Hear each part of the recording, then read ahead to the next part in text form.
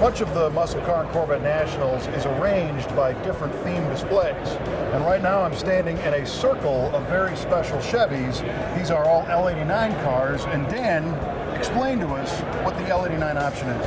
L89 option is an option that was available from Chevrolet. It was an option that many people didn't know about until they were really sitting down one-on-one with the salesperson, and there was a little box in the corner that you can mark off for an aluminum head option, and that's what the L89 option is. It was very popular with the drag racers, simply because once the drag racers was told that this is the same horsepower car, we know it was a little bit more, but same horsepower car, but being a lighter car, that struck a chord with these drag racers, and that said something to them like, wow, you know, we can have something special here, be a little lighter, and go as quick, if not quicker. Now I see a variety of different cars. What could you get these in? You can get these in a Camaro, you can get these in a Chevelle, you can get these in a Corvette. Very cool. And I'm guessing, because like you're saying, it wasn't a very publicized option, that perhaps limited production. Very much so, very much so. So the cars you see here on this display, they're very special, they're very unique, very sought after cars because of their low production. I'm also seeing a couple different years. It would range from 67 to 69. You can get the L89 package in an intermediate or a Corvette. Mm-hmm. Tell me a little bit about how you end up knowing so much about these L89 cars.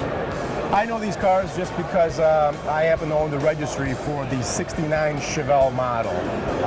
It's my favorite car. Growing up, I was just, very enthused about them.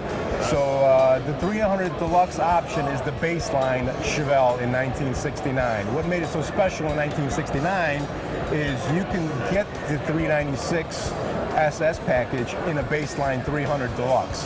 And that's like this orange car we're seeing here. Absolutely. What makes this one even more special is it has the L89 feature on top of the SS 396. So it's a very, very special car in Monaco orange. Just a fascinating car. I've known this car for many, many, many years. So when we start to kind of dissect what you're saying here, I would think that people that were springing for an SS 396 were going for power and style. So I'm envisioning a bunch of convertibles and a lot of hardtops, pillarless hardtops. So it seems unusual to add the SS 396 package on the base car. I mean, I wonder what the mindset was to order something like that. Well, it was cheaper. So, and again, the drag race related feature again, because the drag racers, once they started doing some homework on these cars, they knew they were lighter, they knew they were more rigid because of the frame, the post, so they knew when they were going to go down that drag strip, they weren't going to get that twist as much, the car was going to perform a little bit better. And because these cars were plain Janes, you didn't have all the stuff that is on a coupe. You didn't have the bigger wiper motor. You didn't have the carpeting. You didn't have the seats that some maybe even had insulation that wasn't quite up to GM standards because they were the plain Jane models again. That's very, very cool. Yeah. Now, this car is an insanely low number production post SS L89. We don't know exactly what the number is, but 7 is the number that has stood the time, and there's only 7 of these that we assume were built. And how many L89 cars in total, is that known? Again, these are guesstimated numbers. 1,400 SS 300 Deluxe post sedans were built. Out of that, you've got 144 of them were the L78.